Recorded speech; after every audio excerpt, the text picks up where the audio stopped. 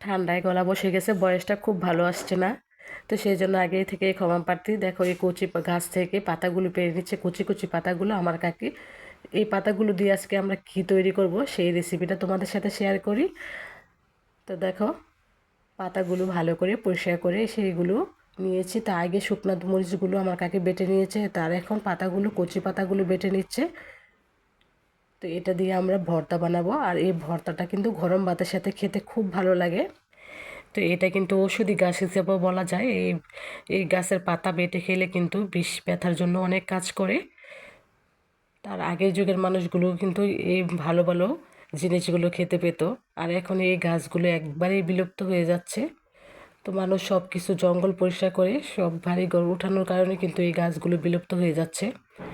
পেঁয়াজগুলোর সাথে অল্প একটু লবণ দিয়ে কিন্তু হালকাভাবে হালকা চেপে চেপে কিন্তু বেটে নিচ্ছে এগুলো।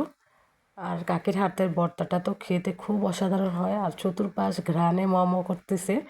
তোমাদেরকে কিভাবে বোঝাবো, যদি তোমরা কেউ চিনে থাকো একবার প্লিজ এই ভর্তাটা খেয়ে দেখো। এতটাই সুস্বাদু, এতটাই মজার হয়। ভর্তার কালারটা দেখো কতটা সুন্দর হয়েছে। তো আমাদের ভর্তাটা রেডি। তো এটা রেখে দেবো ইফতারের পর, হালকা ইফতার করে গরম ভাতের সাথে খেয়ে নিব। এরকম আনকমন রেসিপি দেখতে চাইলে আর এরকম ভিডিও যদি দেখতে চাও আমাকে একটা সাবস্ক্রাইব করে দিও। আর আমার ভিডিও যদি তোমাদের ভালো লাগে প্লিজ একটা লাইক দিয়ে পাশে থেকো।